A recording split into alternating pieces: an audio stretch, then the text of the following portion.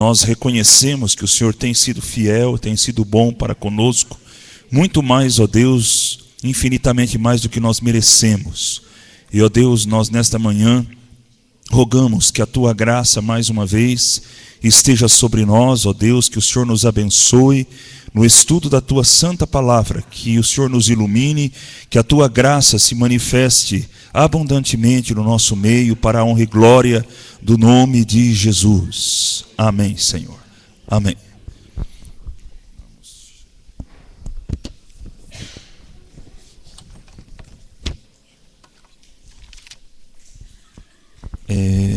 Eu tinha começado no último domingo a falar, né, sobre as lições que Deus ensinou ao povo de Israel no deserto.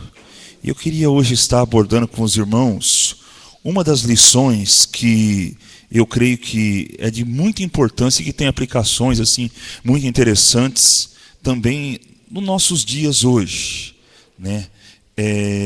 Quando Deus libertou o povo de Israel do Egito, Deus libertou o seu povo que vivia debaixo de um jugo de escravidão.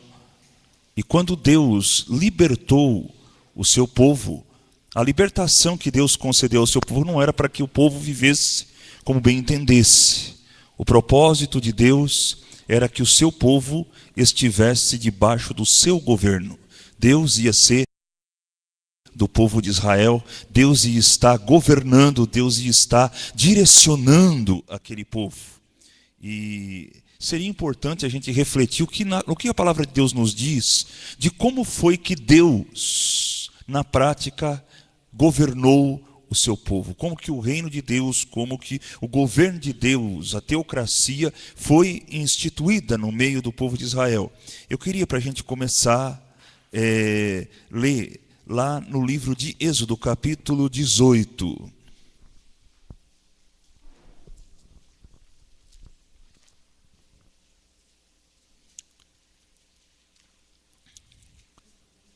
Nesse texto a gente vai ver como o próprio Moisés entendeu, né, que em princípio Deus estaria manifestando a sua vontade ao povo de Israel. Êxodo 18, nós vamos ler do versículo 13 até o versículo 16. Eu queria pedir que os irmãos também fizessem, cada irmão lesse um versículo.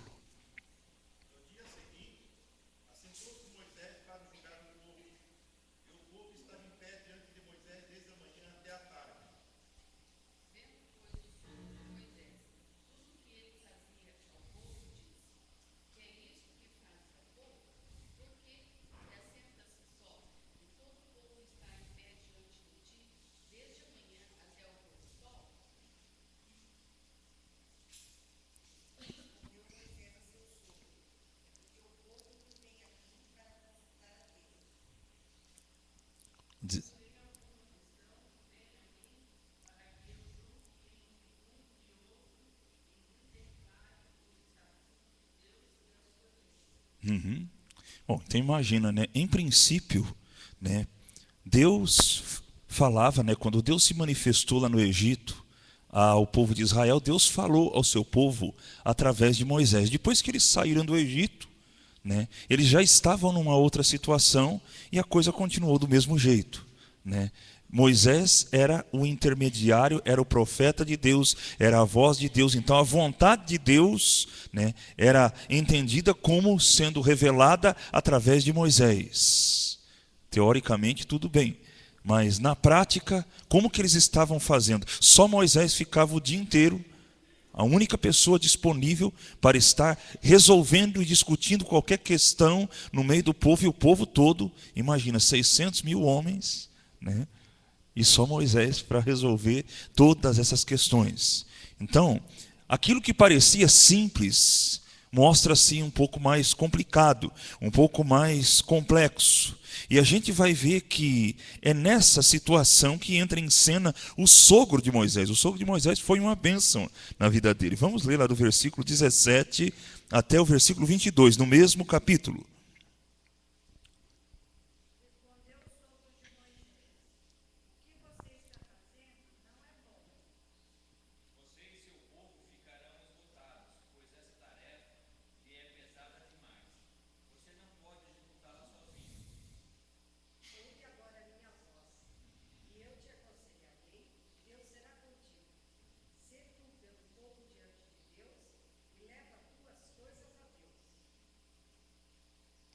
20 agora.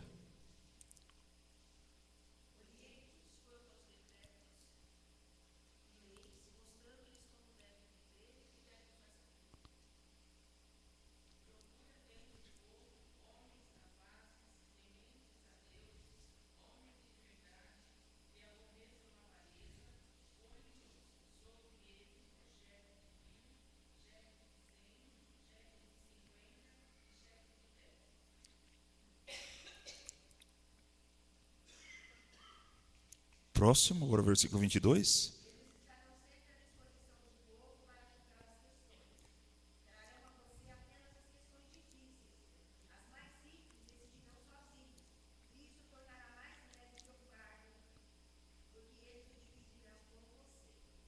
Amém.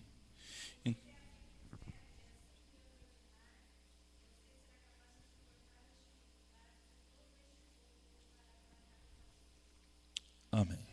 Então a gente vê aqui que Jetro dá um conselho para Moisés. E eu queria parar um pouquinho e a gente analisar, né? O sogro de Moisés vê que aquela tarefa Moisés sozinho não pode fazer. E ele aconselha Moisés aqui a fazer algumas coisas. Eu gostaria de mais detalhadamente analisar o que foi que Jetro aconselhou Moisés a fazer. Ele primeiramente, né, aconselha que Moisés, vamos ver aqui no versículo de número 19, ele fala aqui: seja você o representante do povo diante de Deus e leve a Deus as suas questões. Então nós vemos aqui nesse versículo que Moisés ia ter um papel fundamental na manifestação do governo de Deus no meio do povo de Israel. Moisés seria o sacerdote, aquele que apresentaria o povo diante de Deus, que levaria as suas causas diante de Deus. Nós vemos aqui que a questão do governo não é uma questão puramente humana. Para que exista um bom governo, é necessário que as questões sejam submetidas a Deus, que elas sejam levadas a Deus. Moisés ia funcionar literalmente como um sacerdote, como um intercessor do povo diante de Deus. E nós vemos no decorrer da história de Israel que várias vezes Moisés se coloca nessas questões, sobretudo nos momentos mais críticos, nos momentos mais dramáticos, nos momentos onde o povo entra em crise, onde ele peca, onde ele faz coisas que ninguém humanamente poderia resolver. Moisés se coloca diante de Deus em favor do povo e Deus ouve a intercessão de Moisés. Então nós aprendemos aqui, né, que Moisés, nessa questão de administrar o povo, de manifestar a vontade de Deus, de revelar o governo de Deus, Moisés tinha uma função indispensável, que era a de ser sacerdote, de ser intercessor. Moisés seria como que um representante. Quando ele estivesse diante de Deus, ele não estaria lá simplesmente em seu próprio nome, mas ele estaria lá diante de Deus representando o povo de Israel, apresentando o povo de Israel. Se a gente fizer uma aplicação para os nossos dias, por que é que Deus ordena lá em 1 Timóteo capítulo 2, vamos ler o versículo lá? Eu queria fazer um link disso que Jetro orientou Moisés a fazer com o que Paulo fala a Timóteo lá em 1 Timóteo capítulo 2, do versículo 1 até o versículo 3. Eu queria pedir também que os irmãos estivessem, 3 irmãos estivessem fazendo a leitura desses versículos.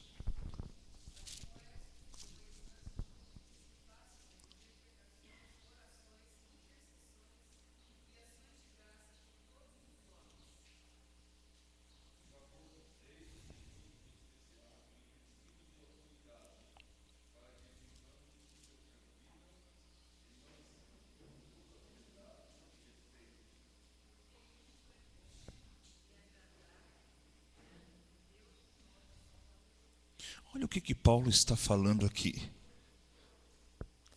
Eu recomendo que se façam súplicas, orações, intercessões e ações de graças por todos os homens, pelos reis e por todos os que se acham investidos de autoridade. Quando nós, hoje, como igreja, intercedemos pelos governantes, por aqueles que se acham investidos de autoridade, nós estamos tendo a mesma atitude que Moisés teve de apresentar o povo de Israel diante do Senhor. Moisés intercedeu pelo povo, não somente nos momentos felizes onde o povo estava sendo obediente, mas ele intercedeu pelo povo em momentos críticos, em momentos de desobediência, em momentos de infidelidade. E nós muitas vezes temos adotado, diante do quadro que nós vemos, uma atitude às vezes pessimista e de alienação, né? Muitas vezes a gente fala, será que vale a pena orar pelos nossos políticos, pelos nossos governantes, né? Do jeito que as coisas estão, né? Nós vemos que, apesar de toda a teimosia, rebeldia e obstinação do povo de Israel, Moisés intercedeu pelo povo de Israel diante de Deus. E a intercessão de Moisés foi fundamental. Talvez o povo de Israel não existisse se não fosse pela intercessão de Moisés. Porque em mais de um momento, Deus falou, eu vou consumir, eu vou destruir este povo. E a nossa intercessão por aqueles que governam, por aqueles que estão investidos de autoridade, faz muita diferença. Nós devemos crer nisso e devemos obedecer a palavra de Deus, a instrução que o apóstolo Paulo nos transmite aqui em 1 Timóteo capítulo 2, do versículo 1 ao 3, assim como Moisés nunca deixou de interceder pelo povo de Israel diante de Deus. Em todos os momentos ele permaneceu nessa posição. A palavra de Deus fala que Deus nos constituiu reino e sacerdotes. A palavra de Deus fala lá em 1 Pedro capítulo 2, versículo 9, que nós somos raça eleita, sacerdócio real. Então, essa função de sacerdote, não é só um privilégio, ela é também uma responsabilidade. Às vezes não é fácil, isso exige de nós que nós tenhamos um coração misericordioso, um coração não que se assenta como juiz, mas de alguém que veja a gravidade da situação, a miséria em que as pessoas se encontram e que realmente o Espírito Santo nos dê um coração intercessor, um coração que ama, um coração que realmente creia que apesar de todas as crises que nós possamos vivenciar, a oração pode fazer diferença. A nossa intercessão diante de Deus pode trazer diferença.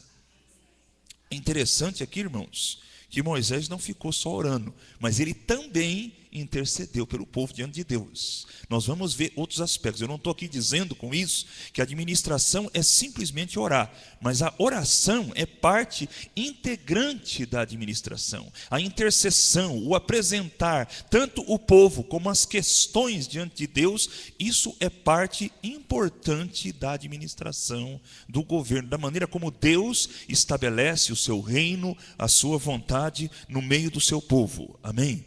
Nós vamos observar aqui que além dessa função que Moisés tinha como representante, como sacerdote, como intercessor diante de Deus, levando as suas causas a Deus, porque o povo não tinha esse acesso.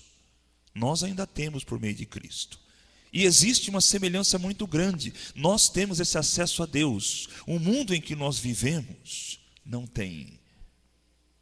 Então, a função de intercessor que nós temos de apresentar esses que não têm esse acesso diante de Deus é de muita importância. Por isso que Paulo fala, eu exorto, eu admoesto, Tem traduções que usam até uma palavra mais forte, eu admoesto, que se use de súplicas, de intercessões em favor daqueles que exercem a autoridade. Nós muitas vezes, temos negligenciado essa tarefa. Eu creio que Moisés serve para nós de exemplo de como nós devemos interceder por aqueles que são rebeldes e teimosos, e que muitas vezes, né, a gente muitas vezes ao olhar humanamente fala assim, ó, eu não acredito que tem jeito ou que vai mudar alguma coisa, né? Outra coisa que fazia parte do governo, nós vemos que além de Moisés atuar como intercessor, no versículo de número 20, Jétro fala: oriente-os quanto aos decretos e leis, mostrando-lhes como devem viver e o que deve fazer. Tem tradução que diz: ensina-lhes os estatutos e leis. A palavra ensinar aqui significa iluminar, significa administrar, mostrar. Muitas vezes, irmãos, eu estava pensando, como que é importante o ministério do ensino na questão da administração, na questão do governo. Porque quando a gente precisa direcionar alguma coisa, o primeiro passo depois de interceder é orientar, é ensinar. É interessante que Jétro aconselhou que Moisés fizesse isso em relação ao povo de Israel. Ele devia ensinar. E aqui nós vemos aqui duas palavras usadas: os estatutos e as leis. A palavra usada no hebraico para lei é a palavra Torá. A palavra Torá significa instrução, significa direção. Então, se nós queremos ver pessoas andando de uma maneira correta, elas precisam ser ensinadas de uma forma adequada a qual é o caminho certo, qual é a direção que elas precisam ir. Quem não for rebelde, só a instrução resolve.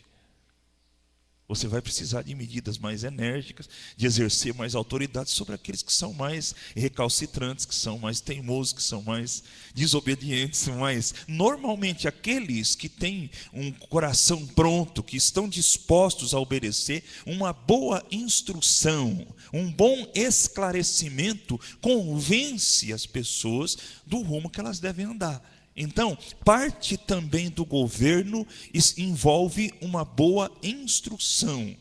Aqui envolve tanto a lei, aqui no sentido não de simplesmente uma regra, pode, não pode. A gente vê muito lei nesse sentido. A gente não vê lei como uma instrução, como um direcionamento. A gente vê mais lei como proibido, não pode, né? É um aspecto muito mais negativo. Mas a palavra no hebraico ela não tem essa conotação negativa, ela tem uma conotação positiva, de algo que Deus deu para instruir, né? A Bíblia mesmo fala no Salmo 119, 105, lâmpada para os meus pés é a tua palavra e luz para os meus caminhos, né? Nós lemos lá no Salmo 19, a partir do versículo 7, fala: a lei do Senhor é perfeita e restaura a alma, né? O testemunho do Senhor é fiel e dá sabedoria aos simples. Então, isso envolve instrução, isso envolve esclarecimento, isso envolve abrir os olhos para as pessoas estarem cientes daquilo que elas devem estar fazendo.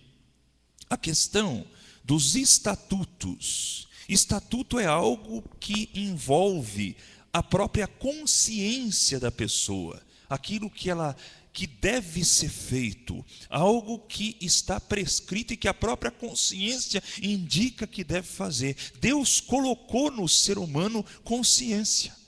O apóstolo Paulo fala lá na carta que ele escreveu aos Romanos, no capítulo 2, que mesmo aqueles que não têm lei, eles têm a lei de Deus escrita nos seus corações, e que as suas consciências, né, acusam-se ou defendem-se. Então, o próprio Deus colocou no ser humano um sentimento, uma consciência de que existem determinadas coisas que não são certas, existem coisas que são erradas, existem coisas que são boas, que são melhores, que são devidas. E a instrução deve chamar as pessoas a ter essa consciência, aguçar essa consciência, esclarecer ainda mais essa consciência para que, além da instrução, a pessoa tenha dentro dela própria algo que esteja dizendo para ela: olha,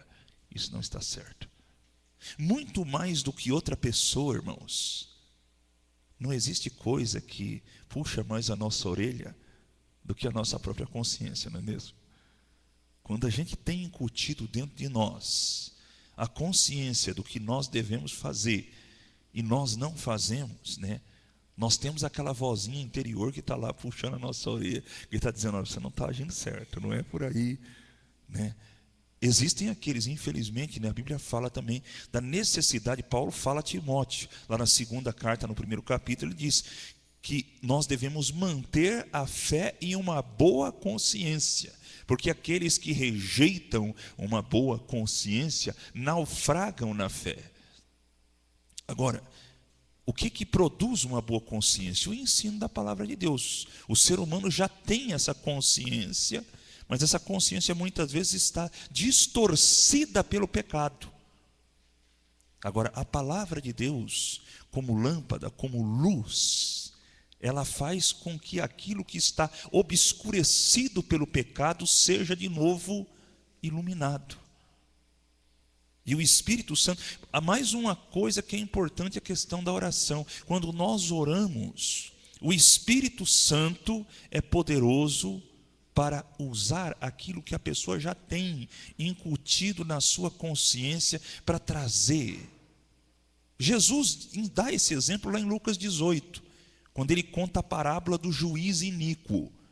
Ele diz que a viúva chegou diante do juiz e disse: julga a minha causa contra o meu próximo. O juiz era uma pessoa que não temia Deus, que não respeitava ninguém, mas a intercessão fez com que a consciência daquele homem, até a importunação, incomodasse, e ele tomou uma atitude.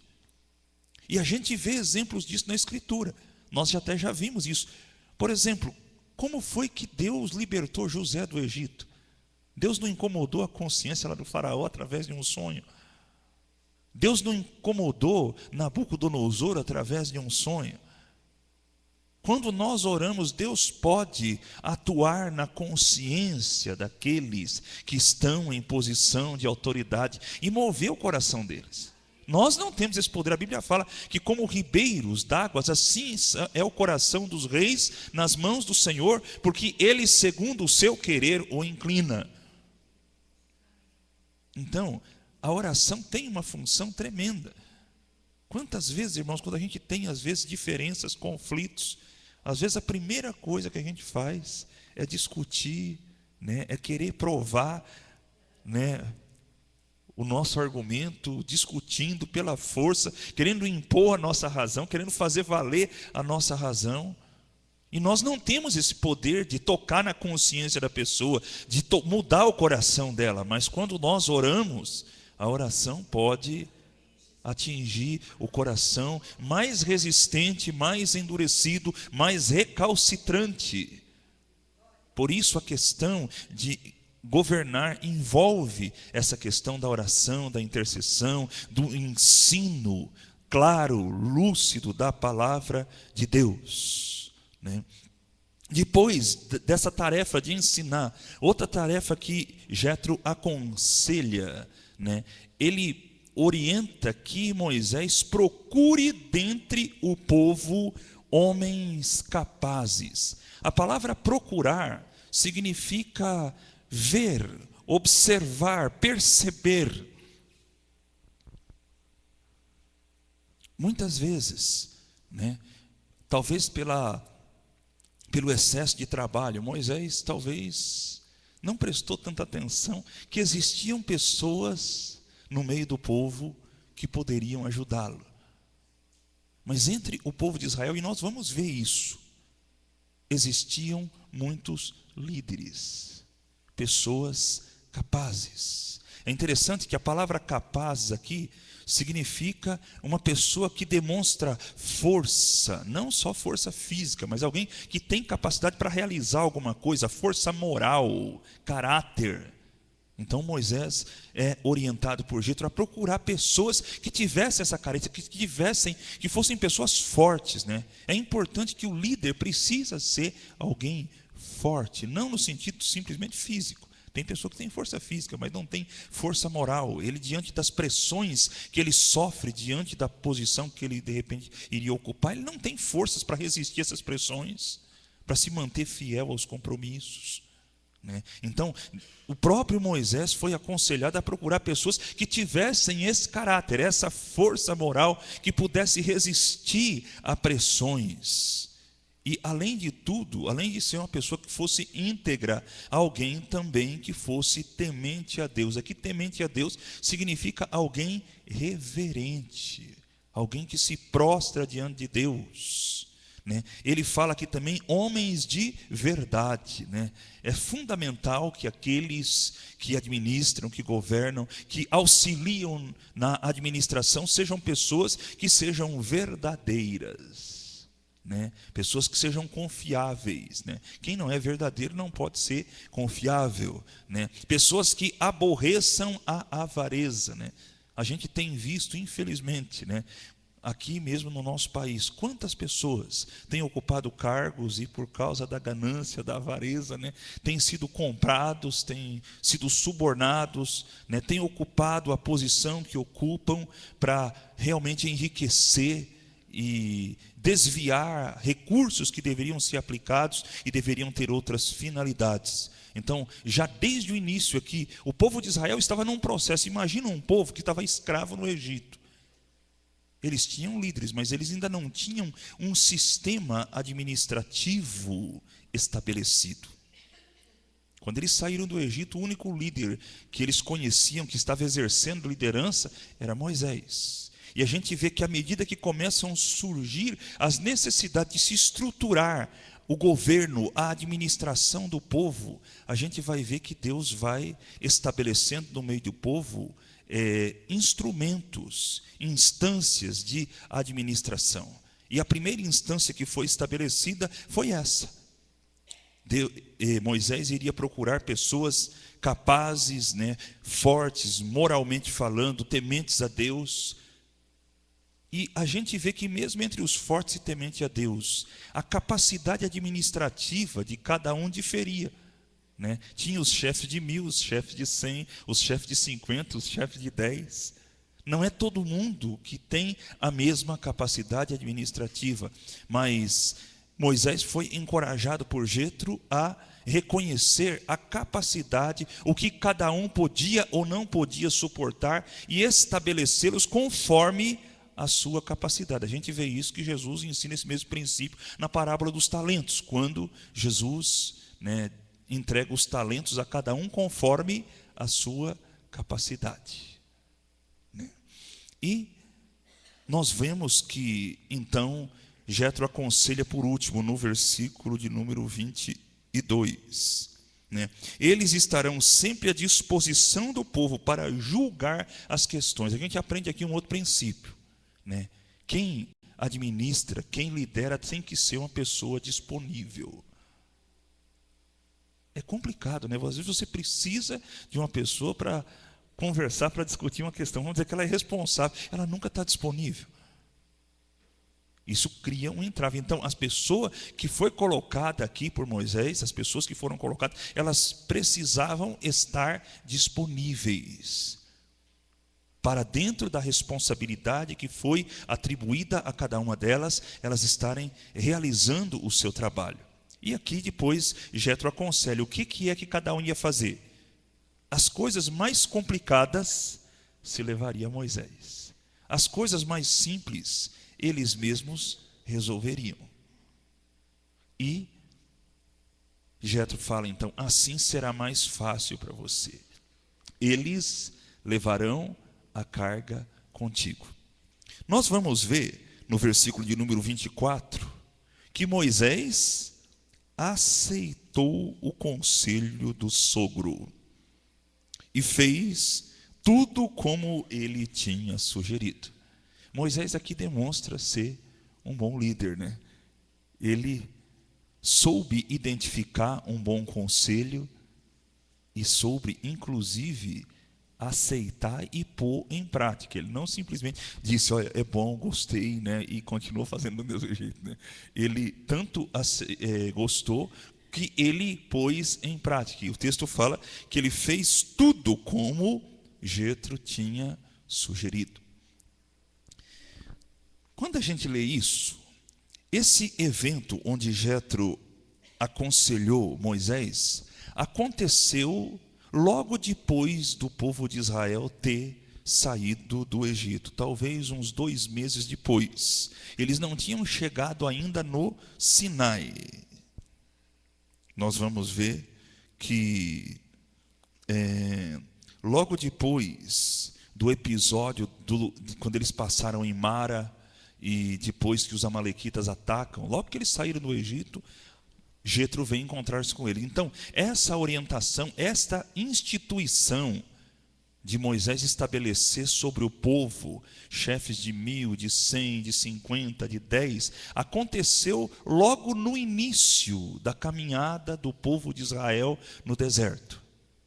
E talvez a gente pense, bom, agora vai estar tudo bonitinho, né? Vai estar tudo certo, daqui para frente vai ser uma beleza, né? Moisés agora tem pessoas para ajudá-lo, tem chefe de 1000, tem chefe de 100, tem chefe de 50, tem chefe de 10, agora vai ficar tudo bonitinho, vai funcionar tudo maravilhoso. Mas nós vamos ver que aconteceram algumas outras coisas. Vamos lá abrir lá em Números, capítulo 11, e nós vamos ver que mesmo com todas essas ajudas que Deus provê para Moisés através de Jetro, nós vamos observar, né, depois de um tempo de caminhada no deserto, e o povo toda hora reclamando, toda hora murmurando, e Moisés chega no momento em que, mesmo com a ajuda de todos esses chefes de 1000, de 100, de 50, de 10, chega um momento em que Moisés está esgotado, literalmente. Ele chega, capítulo 11 de Números,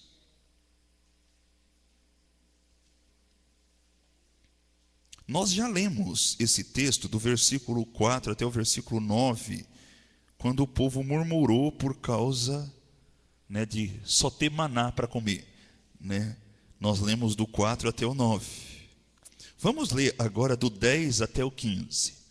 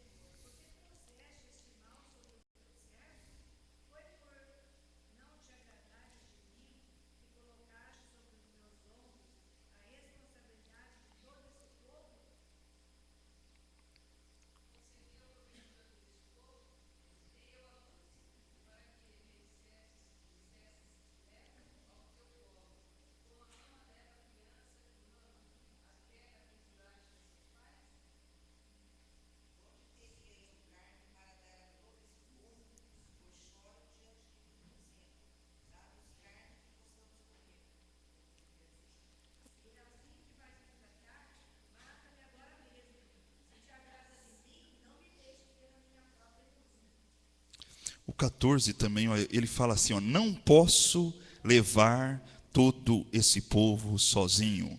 Essa responsabilidade é grande demais para mim.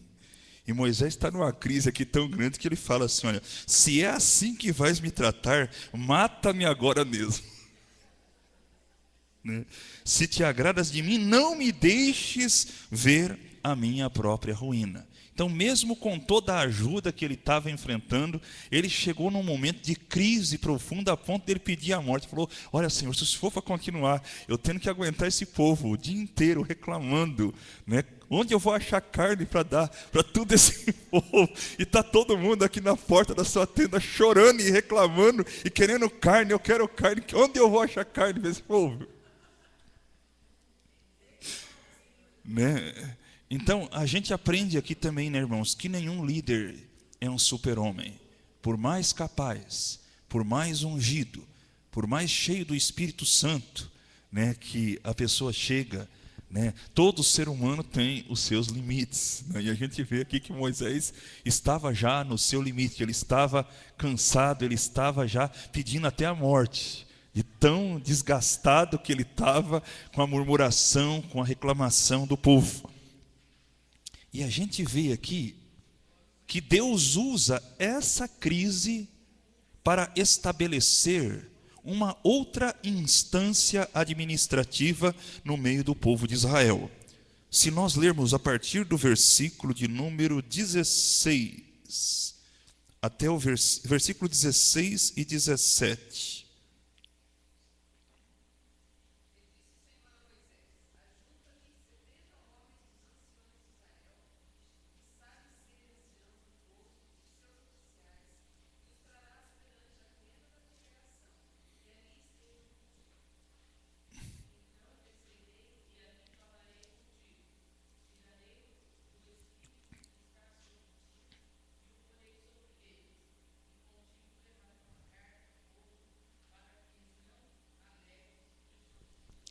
Amém. Então a gente viu que lá em Êxodo 18, Deus já tinha, orientado Moisés através de Jetro para estabelecer chefes, de 1.000, de 100, de 50, de 10. E só o que tinha sido feito lá em Êxodo não foi suficiente. Moisés aqui em Números 11, ele já estava à beira de uma crise profunda por causa das dificuldades que ele estava tendo. E é interessante aqui que quando Deus dá a resposta a Moisés, ele fala: reúna 70 autoridades de Israel. Esses líderes, esses anciãos, eles não eram líderes somente sobre 100 ou sobre 1.000, eles eram líderes do povo, de todo o povo de Israel. A palavra usada aqui, nós temos a palavra que eram anciãos e supervisores. Ancião significa uma pessoa que tem experiência. Na nossa cultura, infelizmente, irmãos, o ancião muitas vezes é desprezado, a experiência é desprezada e é muito valorizado o jovem, que está começando agora, que é cheio de vida. Na cultura oriental, o ancião é muito respeitado, porque ele tem experiência, porque ele viveu e ele aprendeu como lidar com as circunstâncias difíceis da vida.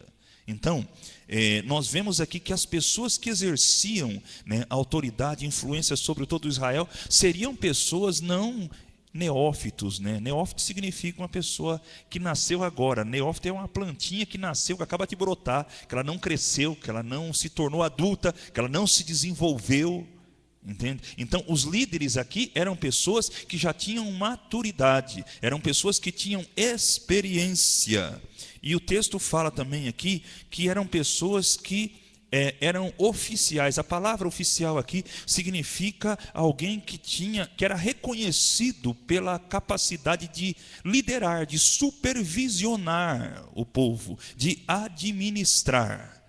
E Deus não somente reconheceu que existiam essas pessoas com essas capacidades, mas para exercer essa função, eles precisavam de uma qualificação espiritual. Por isso Deus fala para Moisés: você reúne esses 70 e eu vou fazer com que o Espírito que está sobre você repouse também sobre eles. Mais uma vez aqui nós vemos que a administração não é uma questão puramente humana.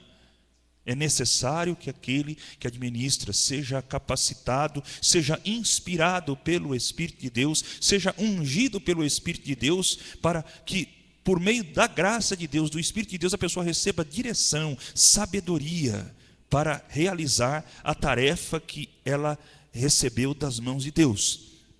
E nós vemos então no versículo de número 24 e 25, que Moisés então obedece à instrução de Deus.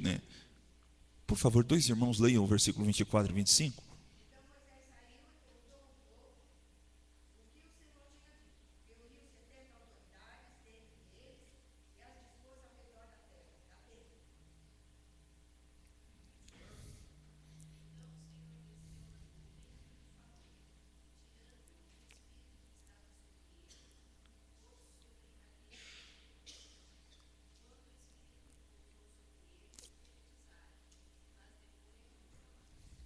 Amém.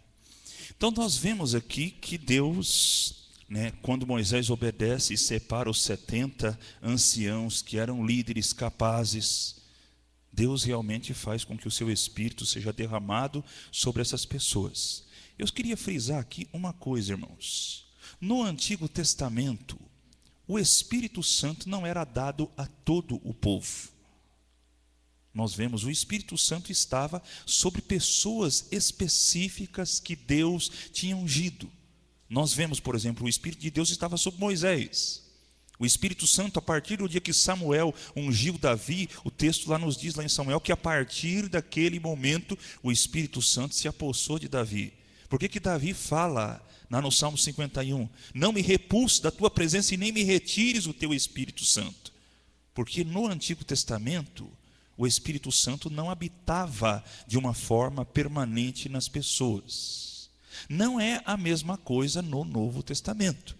Nós lemos lá em João capítulo 14, a partir do versículo, acho que 18, Jesus fala, e eu rogarei ao Pai, e Ele vos enviará outro Consolador, para que esteja para sempre convosco. O Espírito Santo, a partir do momento, a Bíblia fala lá em Efésios capítulo 1, versículo 13, quando ouvistes o evangelho da vossa salvação, tendo nele crido, fostes selados com o Espírito Santo da promessa. Ele é o penhor, ele é a garantia de que você é propriedade de Deus e de que Deus, no dia da vinda de Cristo, Ele vai resgatar você para Ele. Então, o Espírito Santo hoje, na vida do crente, ele habita no verdadeiro cristão de uma maneira permanente. Não era a mesma coisa lá no Antigo Testamento. Por que eu estou falando isso? Eu tenho visto, às vezes, algumas pessoas fazer confusão em relação a isso. Eu vejo o crente hoje pensando, então eu posso perder o Espírito Santo? Meu irmão, nós precisamos ser cheios do Espírito Santo. Devemos buscar os dons do Espírito Santo. Mas o Espírito Santo habita em você para sempre. Você não deve entristecer o Espírito Santo. A Bíblia fala, não entristeçais o Espírito Santo com o qual fostes selados no dia da redenção. Efésios capítulo 4, versículo 30. A Bíblia fala, enchei-vos do Espírito. A Bíblia fala, buscai com zelo os dons espirituais. Mas isso não tem nada a ver com receber o Espírito Santo. O Espírito Santo habita no verdadeiro cristão.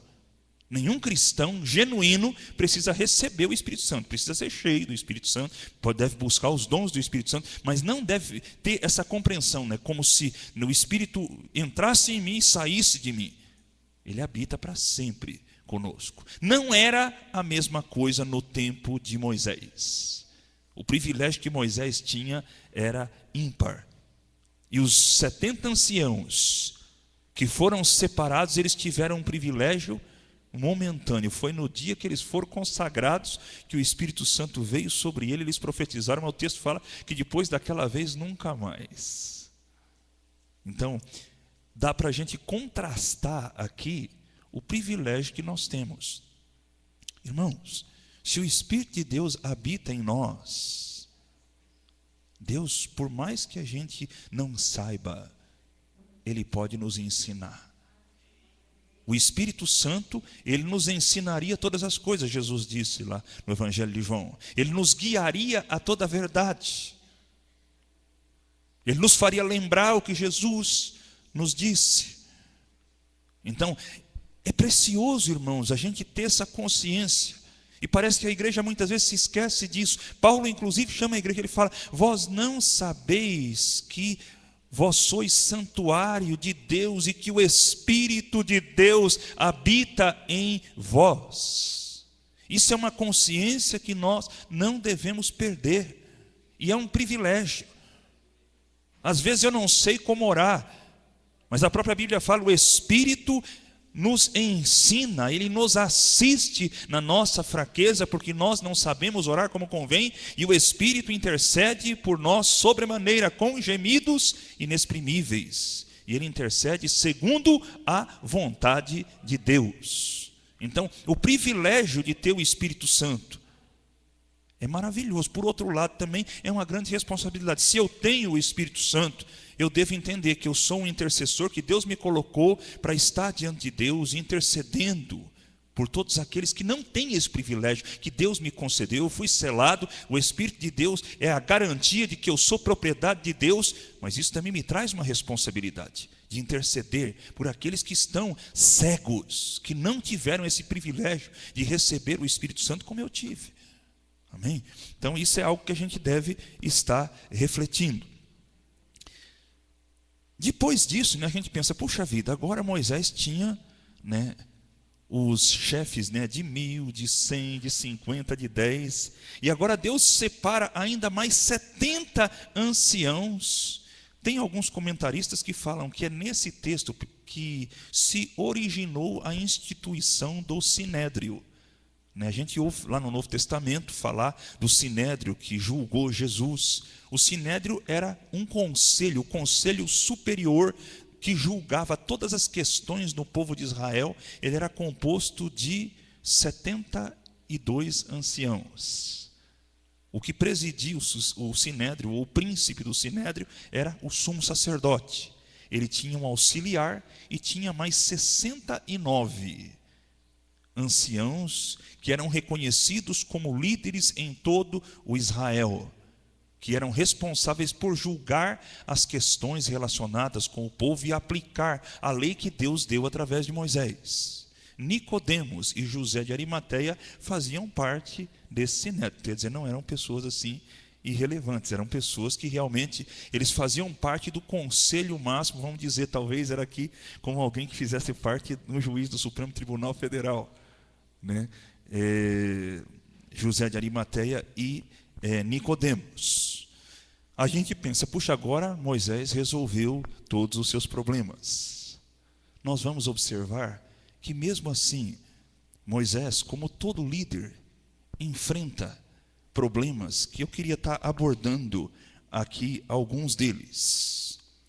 O primeiro problema que Moisés enfrentou, além da murmuração, da reclamação, do povo estar sempre descontente, queixando disso, queixando daquilo, cobrando, exigindo. Todo líder enfrenta isso, irmãos. Todo líder. E muitas vezes isso é extremamente desgastante. Muitas vezes as pessoas olham para um líder assim como se ele fosse um mágico. Eu lembro uma vez o pastor ministrando, ele falou assim, acho que tem crente que pensa que a gente é o Mr. M, que a gente vai fazer. Tem pessoa que chega para a gente assim, como se a gente tivesse que fazer uma mágica. E num momento a gente resolvesse problemas que é resultado, às vezes, de anos de uma caminhada em desobediência. Às vezes tem pessoas que andou anos longe dos caminhos do Senhor, teimoso, desobediente, plantou coisas terríveis e está colhendo os resultados daquilo. E a pessoa chega às vezes para um pastor, para um conselheiro, e quer que o pastor resolva a situação como se ele fosse um mágico. A pessoa quer que num momento, num instante, algo que ela plantou a vida inteira, e que isso traz resultados. Deus pode mudar? Pode. Mas envolve arrependimento, envolve mudança de atitude, de aprender a agir de uma maneira diferente. E não era diferente lá com o povo que Moisés e todo o povo era líder. Nós vamos ver que Moisés enfrentou dificuldade até com pessoas bem próximas. Vamos abrir lá em Números capítulo 12, da própria família dele.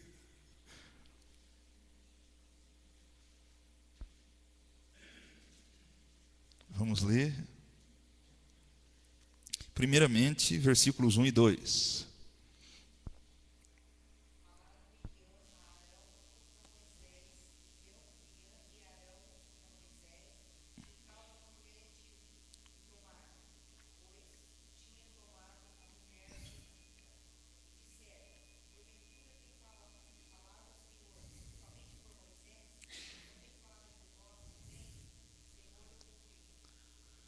Olha aqui a questão, Esse texto aqui tem algumas questões aqui que eu falo a verdade para vocês, irmãos, eu não sei explicar exatamente. O texto fala aqui que Miriam e Arão começaram a criticar Moisés, ou murmurar Moisés, porque ele havia se casado com uma mulher cuxita ou etíope. Esse é o único texto na Bíblia que fala a respeito desse casamento de Moisés. e a gente não tem mais nada na Bíblia a respeito dessa questão. Então, irmãos, eu não tenho como dizer a respeito do que a Bíblia também não diz, né? Então, quem era essa mulher? Não sei. O que aconteceu com Zípora? Ela morreu? Não sei. Né? O que aconteceu? Honestamente, irmãos, não sei, mas a situação, esse casamento de Moisés aqui, trouxe, né, críticas, descontentamento, né, do próprio irmão e da irmã dele, né? Miriam e Arão, os dois irmãos dele, né, começam a criticá-los. E eles usam uma meia verdade. Eles falam assim: será que o Senhor tem falado somente através de Moisés? Deus não fala também através de nós? Arão era ciúme, exatamente, né? Então, uma coisa que é muito comum um líder levantado por Deus enfrentar é ciúmes, né? Tem gente que muitas vezes gostaria de estar no lugar que o outro está ocupando, e quando ele vê a pessoa sendo levantado por Deus, ser usado, ela fica com dor de cotovelo e começa, né, a falar, a criticar, a murmurar, né? E Moisés também enfrentou isso, e ele enfrentou esse ciúme dos seus próprios irmãos. Deus não fala também através de nós? Ou é só através de Moisés? Parecia verdade o que eles estavam falando, mas Deus, que conhece todas as coisas, o texto nós lemos já no versículo 2, no final do versículo, dizendo: e o Senhor ouviu isso. E Deus julga as questões não da perspectiva do ser humano, Ele julga as questões. Fala, desculpa.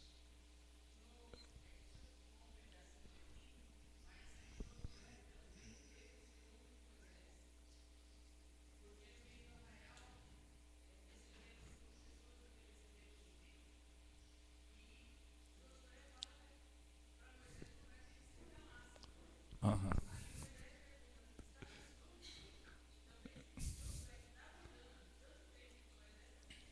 É, bem lembrado, irmão. Quando a gente falou a respeito dos 70 anciãos, teve 2 deles que Moisés convocou e que não veio.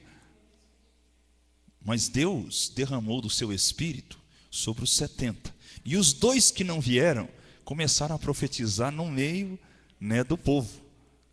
E teve umas pessoas que viram, que foram lá falar para Moisés: Moisés, olha, tem 2 que estão profetizando no meio do arraial.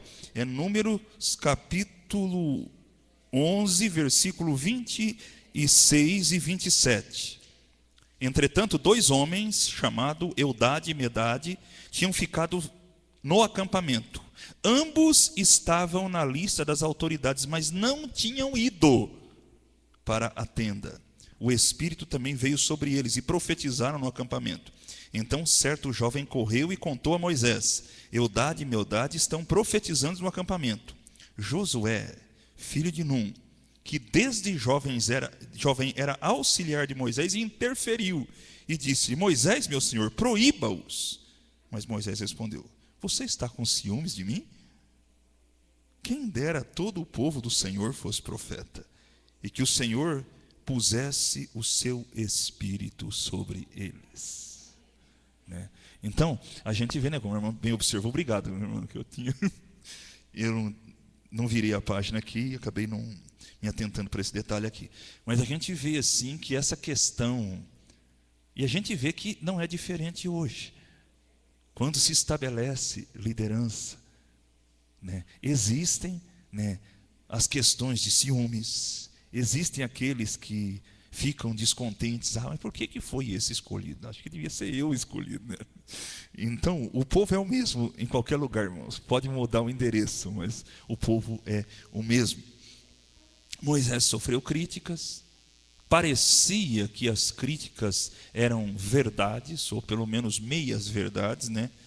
Mas Deus, que conhece todas as coisas, Ele esclarece, né? Vamos ver em Números 12, do versículo 3 até o versículo 8.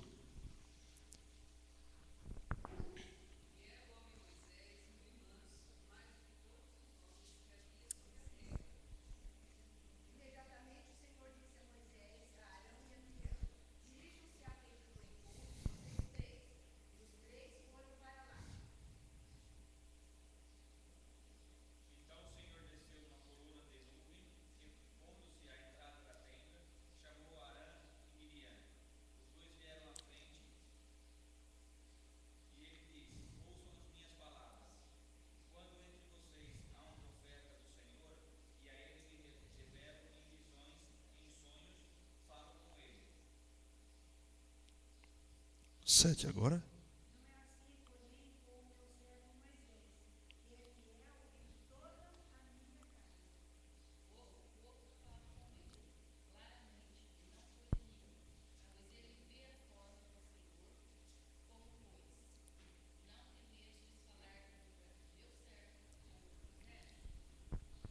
Então, o próprio Deus se encarrega, né? É interessante a maneira que Deus chama, né, Arão e Miriam para dar um pito neles, né? Vamos dizer assim. Ele primeiro, né, o texto fala, né? O Senhor disse a Moisés, Arão e a Miriam: dirijam-se à tenda do encontro, vocês três. É interessante aqui, né, que a gente aprende um princípio que Jesus também ensinou. Nem Deus, para repreender, ele expôs. Deus chamou os três, e quando os três chegaram, né, o versículo continua, né, e os três foram para lá. Então o Senhor desceu numa coluna de nuvem e, pondo-se à frente, à entrada da tenda, chamou Arão e Miriam. Os três estavam lá. Vem agora vocês dois aqui, né? Os dois vieram à frente e ele disse. Aí Deus vai aplicar, né, o pito, né, que eles tinham que ouvir, né, o puxão de orelha que eles precisavam receber, né? E Deus...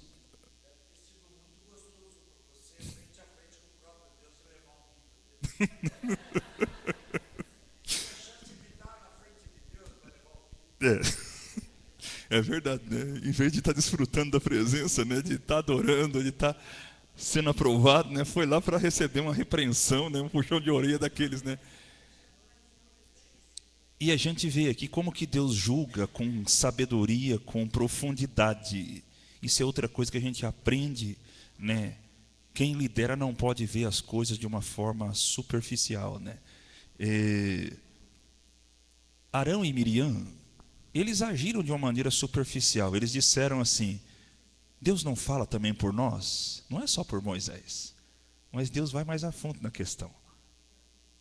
Quando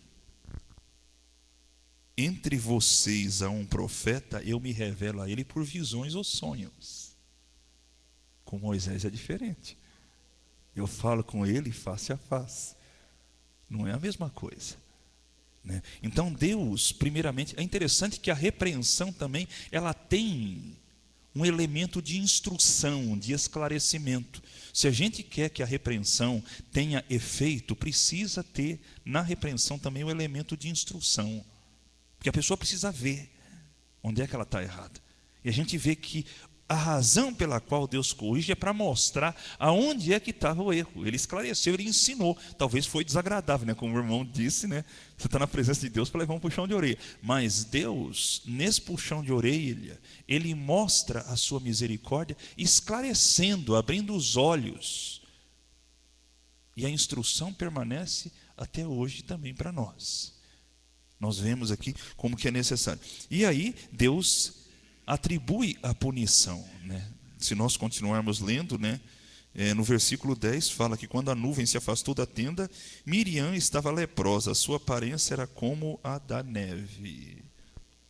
Aí Arão, quando ele viu a situação da irmã, né, é interessante que Deus usa também. Às vezes você pode perguntar, por que só ficou Miriam leprosa, né, e Arão não, né? Então a gente pensa aqui, eu pensei em duas coisas, não estou dizendo aqui que isso é final, isso é o meu entendimento, né? Eu penso, primeiramente, Arão era sacerdote, né? E Deus viu que também, né, se a punição fosse igual, né, a punição iria prejudicar o exercício da função que ele estava investido.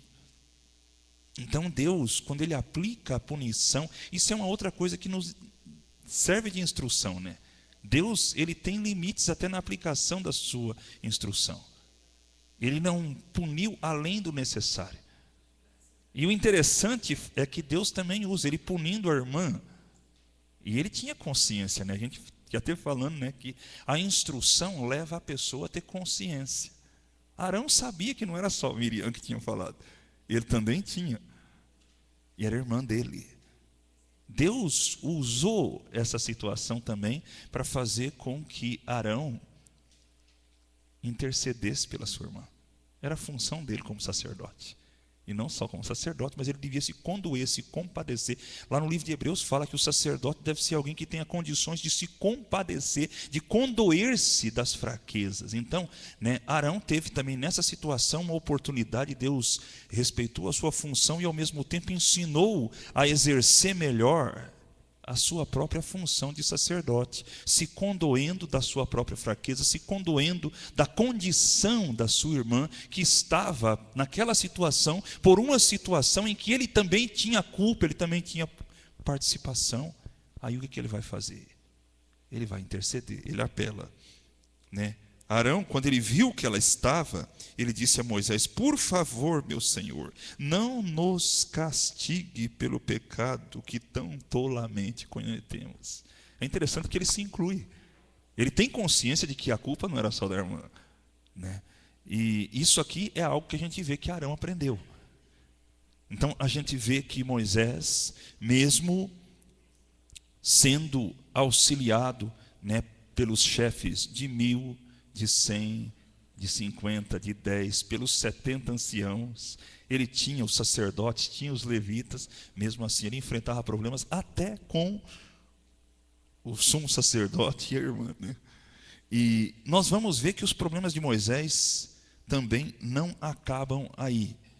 Talvez a gente pode pensar, são só esses os líderes que existiam em Israel? Não, nós vamos observar pelo texto bíblico que existiam outros líderes que exerciam uma influência mais pessoal, não tinham assim eles não faziam parte das instituições que até aquele momento Deus tinha estabelecido em Israel. Nós vamos ver, por exemplo, no capítulo 13, quando Deus fala para Moisés escolher um líder de cada tribo para enviar para espiar a terra. Vamos ler lá Números capítulo 13, versículo 1 e 2 e 3.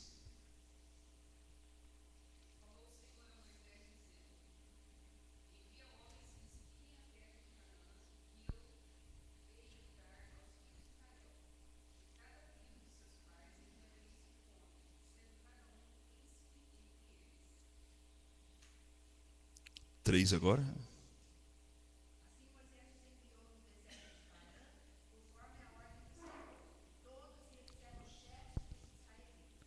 Não sei. Amém. Irmãos, a gente vê tanto no versículo 2 como no versículo 3, envie, um líder. Eles eram príncipes das tribos de Israel, O final do versículo 3 fala: todos eles eram chefes dos israelitas. Muitas vezes, a gente pensa, como é que fica essas pessoas que têm liderança e que muitas vezes elas não fazem parte vamos dizer, dos órgãos administrativos que já foram instituídos. Deus tinha Moisés, tinha o sacerdócio, tinha os chefes. Talvez alguns deles pudessem até ser chefe de 100 ou de 1000, não sei aqui, o texto não fala. Mas como que eles lidavam? A liderança deles aqui talvez era mais uma liderança de influência, de respeito. E a gente vê que eles exerciam liderança porque quando eles deram o relato do que eles tinham visto na terra de Canaã, eles influenciaram todo o povo de Israel. Então, a liderança é um dom que pode ser usado tanto para o bem, como pode ser usado também para o mal. Deus chamou esses 12 homens para espiarem na terra. Eles passaram 40 dias espiando a terra. Quando eles voltaram, eles deram o relatório. Nós já estudamos a respeito da atitude que eles tiveram. Nós vamos observar que esses líderes, dos 12 que foram enviados, 2 deles, eles encaravam os desafios que existiam diante deles a partir da fé que eles tinham no seu Deus, que era Josué e Caleb. e 10 deles olharam os desafios a partir da falta de fé ou da incredulidade que eles tinham. Nós aprendemos aqui uma lição muito importante. A maneira como nós encaramos a realidade, ela está baseada em pressupostos de fé. O que é pressuposto de fé? É aquilo que no mais profundo do meu coração eu verdadeiramente acredito. Quando Josué e Caleb entraram na terra de Canaã, e eles viram os gigantes, as cidades fortificadas, o fundamento, o pressuposto de fé que existia dentro do coração deles, fez com que eles enxergassem a realidade de uma maneira. Caleb, no versículo 30 do capítulo 13, ele fala: então Caleb fez o povo calar-se diante de Moisés e disse: subamos e tomemos posse da terra, é certo que venceremos. Por que ele tinha essa postura? Porque existia um pressuposto de fé já estabelecido no seu coração, que levava ele a encarar os desafios de uma perspectiva da fé, da confiança que ele tinha no seu Deus. Nós vamos observar que os homens, versículo 31, os homens que tinham ido com ele disseram: não podemos atacar aquele povo, é mais forte do que nós. A postura desses homens, a convicção deles refletia a fé mais profunda, que estava mais arraigada no mais íntimo dos seus corações. Se a gente ler o versículo de número, continuando lendo aqui, o texto fala no 32, e espalharam entre os israelitas um relatório negativo acerca daquela terra. Disseram: a terra da qual fomos em missão de reconhecimento devora os que nela vivem. Todos os que vimos são de grande estatura. Vimos também gigantes, os descendentes de Enaque, diante de quem parecíamos gafanhotos, a nós e a eles. É interessante esse versículo, que a própria visão que eles tinham deles mesmos era uma visão, eles se viam como gafanhotos e achavam que as pessoas viam a eles também como gafanhotos. E a visão que eles tinham de si mesmo, e a maneira como eles achavam que as pessoas os viam, era, em última análise, resultado da fé mais profunda que eles tinham no seu coração. Eu acho que isso tem bastante aplicação para nós. Às vezes a gente pode ter uma visão bastante negativa de nós mesmos e também uma visão bastante negativa da maneira como as pessoas nos veem. Eu creio que todos nós já encontramos aquelas pessoas que muitas vezes elas acham que todo mundo é contra elas, todo mundo está perseguindo, todo mundo, eu sou um coitadinho, eu sou insignificante. Diante de Deus, realmente, irmãos, nós somos insignificantes, somos miseráveis. Mas quando nós cremos em Deus, confiamos em Deus, nós vamos ter aquela perspectiva que está lá no Salmo 108. Em Deus faremos proezas. Amém? É a mesma postura que Josué teve. É a mesma postura que Josué e Caleb tiveram, vamos dizer assim. Nós vamos observar que Deus se agradou dessa atitude de Caleb como líder.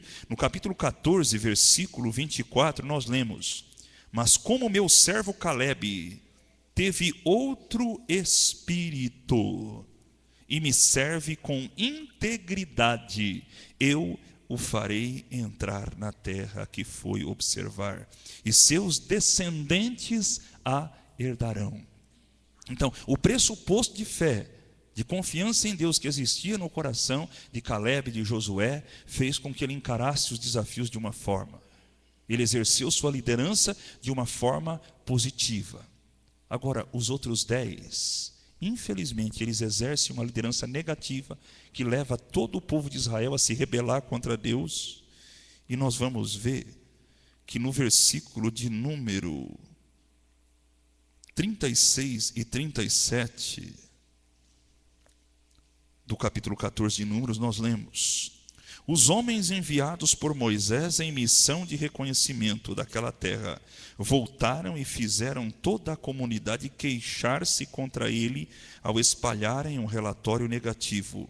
Esses homens, responsáveis por espalhar o relatório negativo sobre a terra, morreram subitamente de praga perante o Senhor.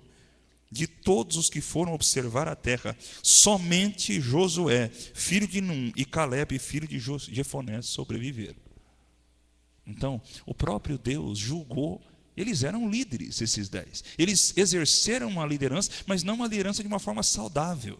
Não para inspirar fé, não para inspirar coragem, mas para espalhar um relatório negativo. E o próprio Deus se encarregou de removê-los, porque Deus queria líderes segundo o seu coração. Amém? Irmãos, não deu tempo para a gente terminar essa questão. Eu estava faltando um pouco, eu termino na próxima aula. Não vai ser no próximo domingo. No próximo domingo o pastor Messias vai estar ministrando aqui. Então, não, no próximo domingo, no outro, a gente conclui essa lição. Amém? Vamos estar orando? Amém?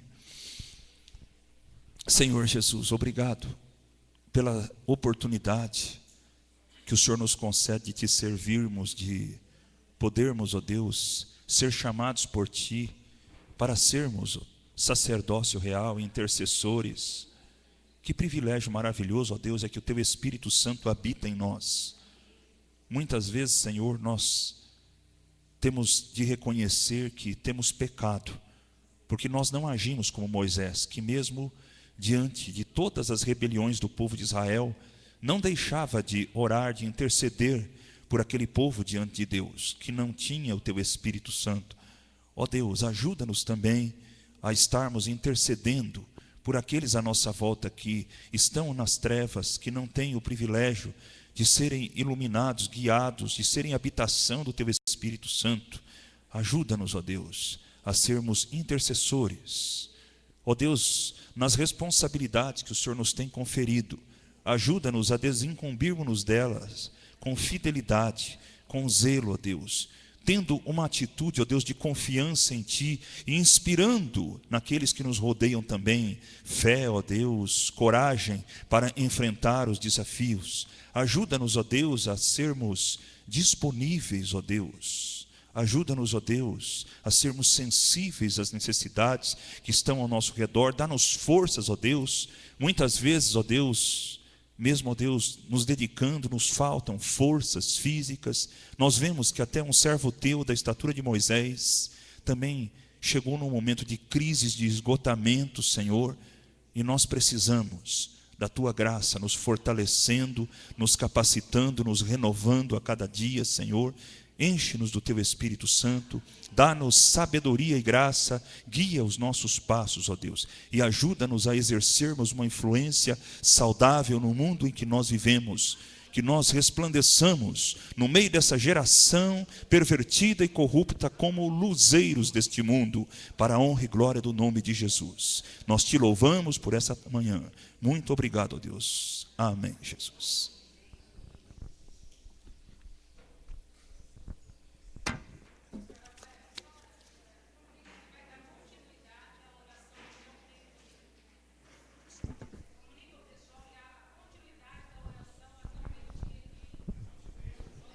Amém. Os irmãos estão lembrados, né, que hoje é o primeiro domingo do mês e que nós já tivemos, né, o período de oração das 8h30 às 9h30 e vamos ter daqui para frente até a meio-dia. Amém? 11h30, desculpa. 11h30, desculpa.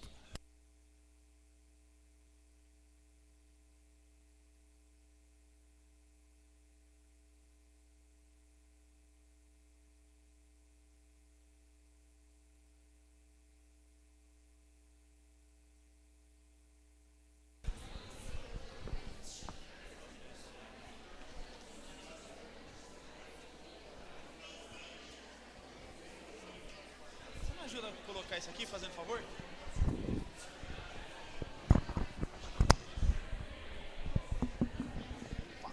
Obrigado. Aí, obrigado.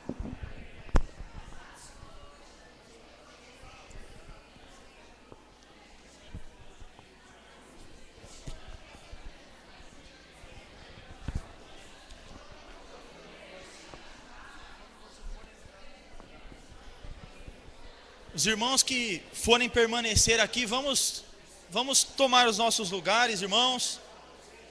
Aqueles que vão sair, estejam saindo.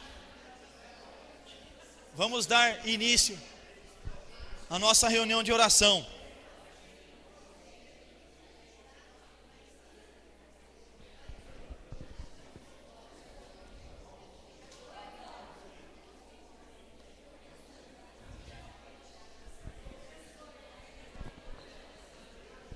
Vamos nos aquietando, irmãos, tomando os nossos lugares, para nós darmos continuidade no nosso período de oração. Eu não sei se os irmãos têm os inários aí. Os irmãos estão com inários? Não? Ô Ari, onde estão os inários, será? Ah, já foi distribuído. Eu ia pedir para ele, mas já está. Os irmãos que não tiverem aqui, peguem. Onde será que está a caixa dos inários? Está lá atrás, né? Você pega para nós, Cida, por gentileza? Ali, ó. Está ali, ó. Pronto. Resolvido.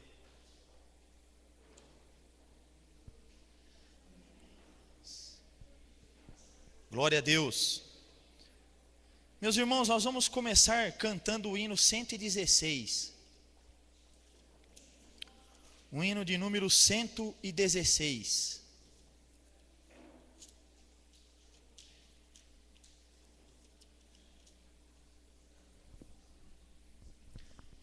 Hino de número 116.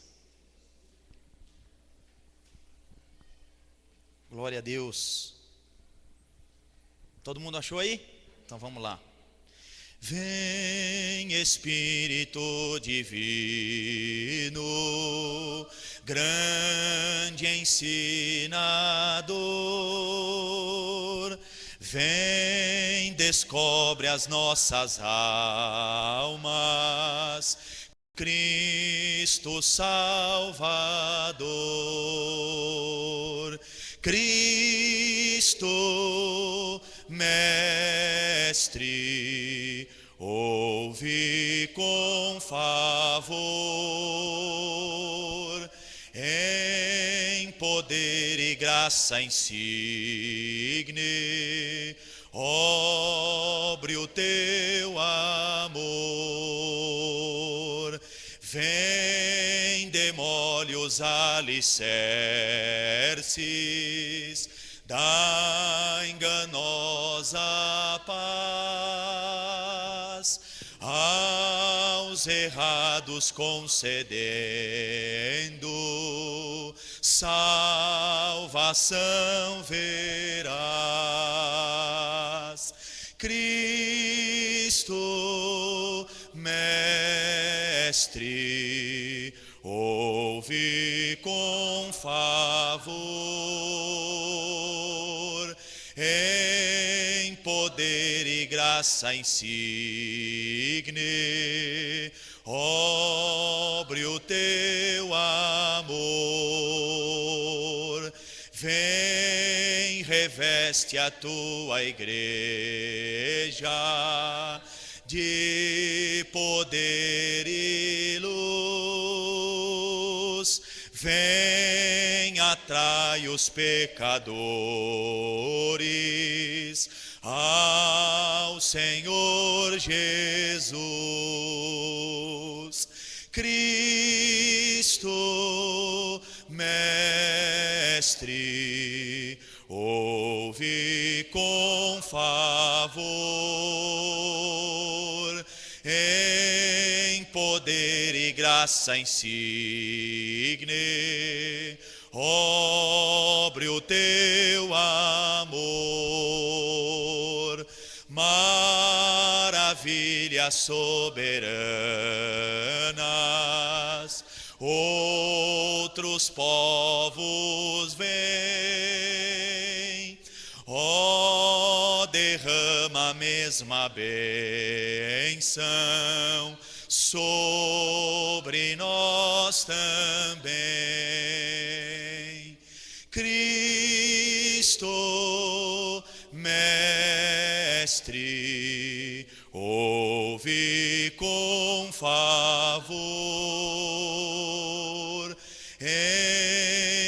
poder e graça insigne,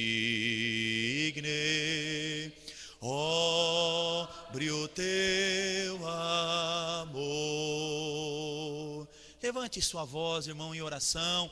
Vamos estar pedindo ao Espírito Santo de Deus que Ele venha nos ensinar, que Ele venha realizar a sua obra gloriosa nos nossos corações, nas nossas vidas. Ó Senhor bendito, nós viemos, ó Deus, aqui nesta manhã buscar a tua face, Senhor, e te pedimos, ó Pai, vem Espírito Santo de Deus, derrama, Senhor, do teu Espírito Santo sobre nós. Nós te adoramos, Espírito Santo de Deus, terceira pessoa da Santíssima Trindade. Nós te adoramos porque tu és o Deus, o Consolador, que está presente, que está dentro dos nossos corações, e pedimos que o Senhor venha realizar uma obra de poder, Senhor, nas nossas vidas, na vida da tua igreja, Senhor. Como nós cantamos aqui, vem nos revelar Jesus Cristo, vem abrir os nossos olhos para que nós possamos contemplar a glória do Senhor, a santidade do Senhor, a majestade do Senhor. Vem nos ensinar a tua palavra, vem confirmar o ensino da tua palavra, Senhor, nos nossos corações. Vem demolir os alicerces da paz enganosa, Senhor. Ó Deus, olha para nós, olha, Senhor, para a tua igreja, olha, Senhor, para o teu povo que se reúne neste lugar. Se existem pessoas que estão enganadas, que estão com uma paz, uma segurança falsa no seu coração, nós te pedimos, Espírito Santo de Deus, vem demolir esses alicerces, Senhor. Ó Deus, e trazer uma paz verdadeira, a paz que é fruto da justificação, que é fruto, Senhor, de uma verdadeira conversão, de uma verdadeira fé no Senhor Jesus. Ó Senhor, vem revestir a sua igreja do teu poder, Senhor. Ó Deus, nós vivemos dias desafiadores, vivemos dias, ó Deus, em que a fé no Senhor tem sido colocada em xeque. Ó Deus, a tua palavra tem sido colocada em dúvida, Pai. E nós precisamos ser revestidos do teu poder, Senhor. Nós precisamos ser revestidos da tua graça, para que nós possamos, ó Pai, dar um testemunho vivo, um testemunho cheio do teu poder, um testemunho convincente, um testemunho eficaz, ó Deus, em favor do teu evangelho e da tua palavra, Senhor. Por isso nós te pedimos, vem, Senhor, revestir a tua igreja de poder e de luz, Senhor. Vem, Senhor, atrair os pecadores, ó Pai. Senhor, que aqueles que têm vindo, Senhor, a esta igreja, que têm vindo congregar aqui neste lugar, ó Pai, aqueles que têm também ido, Senhor, nas frentes missionárias, ó Pai, que eles não sejam atraídos, ó Deus, somente pelo movimento, somente pela reunião, somente por um ambiente agradável, Senhor, mas que sejam atraídos pelo Senhor Jesus Cristo. Tu mesmo disseste na tua palavra que quando o Senhor fosse levantado da terra, o Senhor iria atrair todos para si. Senhor, nos atrai para o Senhor, nos atrai para a tua presença, atrai, Senhor, aqueles que estão perdidos, ó Deus, para o Senhor, para a sua cruz, para o seu amor, para a sua salvação, Senhor. Ó Deus, e como nós cantamos nesse hino, nós temos ouvido, ó Deus, a respeito e na história de tantos avivamentos, de tantas obras grandiosas e soberanas que o Senhor tem realizado. Pai, que o Senhor tenha misericórdia de nós, que o Senhor possa se agradar, ó Deus, de nós, que o Senhor possa se dignar, ó Deus, de nós, e realizar, Senhor, essas maravilhas soberanas no nosso meio também, Senhor. Ó Deus, nós não podemos produzir isso, o homem não pode produzir isso, Senhor. Ó Deus, essa é uma obra do Senhor. Realiza maravilhas no nosso meio, realiza maravilhas no meio do teu povo, Senhor. Realiza maravilhas na minha vida, maravilhas no meu coração, ó Pai. E como o Senhor mesmo disse na tua palavra, santificai-vos, porque hoje o Senhor operará maravilhas no meio de nós. Senhor, nós queremos estar preparados, Nós queremos estar com as nossas vidas preparadas, nossos corações quebrantados, nossos pecados confessados, Senhor, nosso coração contrito, ó Deus, para aguardando, Senhor, as maravilhas que o Senhor quer operar no meio de nós, Senhor. Ó Deus, Tu tens todo o poder, toda a glória pertence a Ti. Em nome de Jesus, Senhor, é que nós oramos. Amém e amém, aleluia. Mais uma oração. O irmão da congregação esteja levantando sua voz. Oh Jesus, Tu és poderoso, Senhor. Está escrito em fervente oração, PowerPoint. Oh Deus,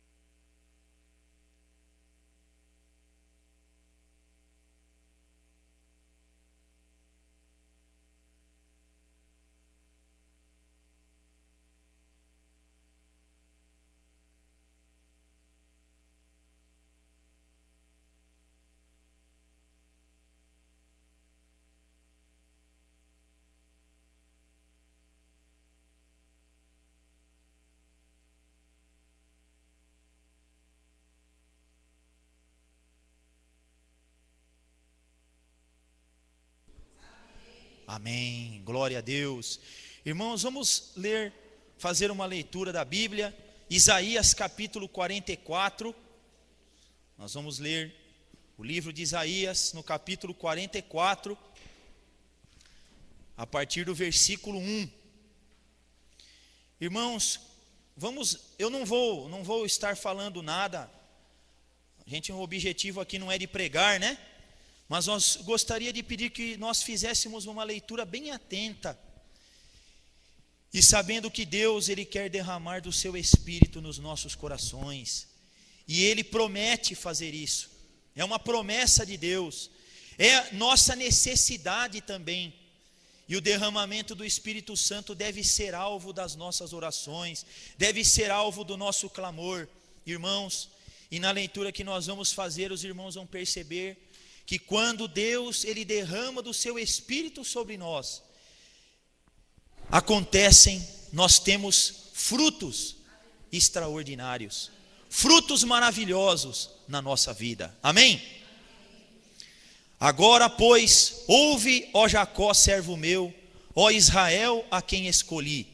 Assim diz o Senhor que te criou e te formou desde o ventre e que te ajuda.